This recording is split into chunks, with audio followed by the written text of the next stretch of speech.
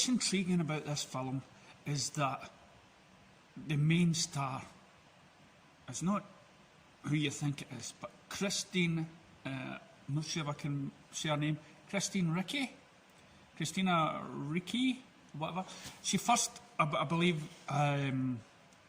appeared in the Addams Family as a young girl, and has since then has made some really, for me, great films.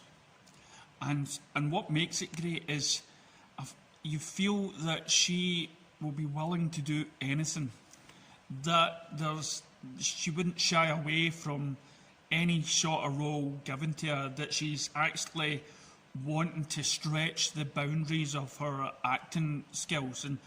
And what nailed it for me was again Black Snake Moan, where she plays this nymphomaniac with a bad mother, also starring Samuel Jackson. She ties herself up to the radiator to stop her sexual urges and stuff like that. Now, see, for a small girl, she is pretty. She's not tall or anything like Jamie Lee Curtis or Julia Roberts. She's very short, but she oozes sex appeal.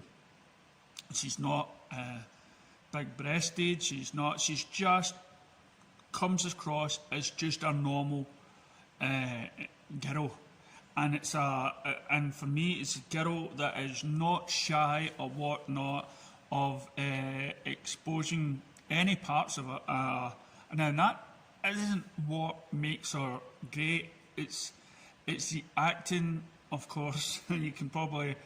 But she uses everything that she can, body-wise and whatnot, to get right into the role. And so in this film, there is, especially in this generation of Me Too, when you're sick and tired of probably seeing half-naked women and you want to see half-naked men as well to be equally in this particular role, it emphasises the reason why she is dressed the way she is. And I'll try not to put some spoilers in it, because it's one of these films, again, that flew under the radar. There might have been some news about it when it came out, but to me, I've only just saw it on my list. I thought, that's an interesting story, and I play it. And I wasn't expecting much. Most of the films I come across nowadays, I feel like I've seen it and done it before, especially if there's some sort of thriller.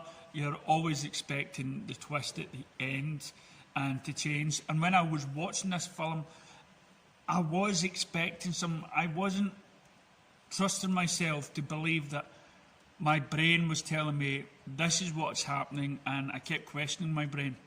And I says, no, there's got to be another twist.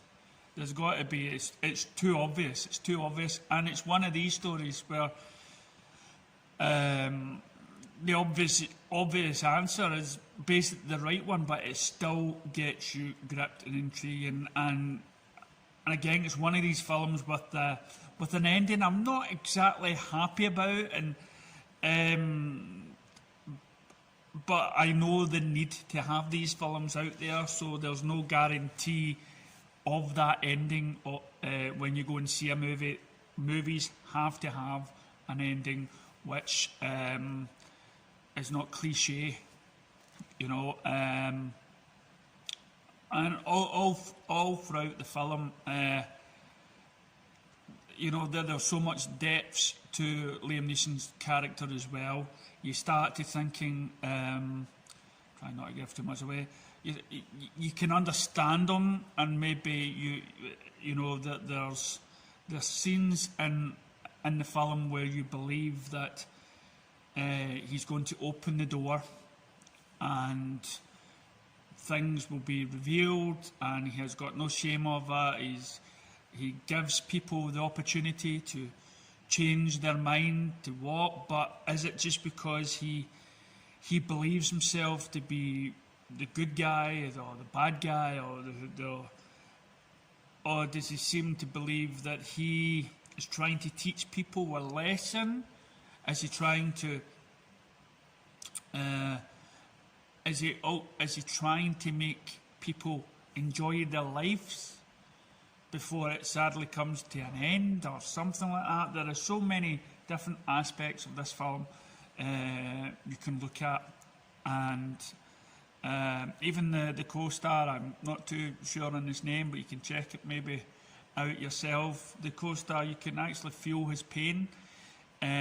He's putting up with a girl that probably comes from a psychotic mother and has a breakdown, that's not too sure of herself. So there's many different levels to this film. So for me, it's definitely 2 thumbs up. Let me know if you've seen it and what you think, and what film you think that I should review next. After all, it's your movie review.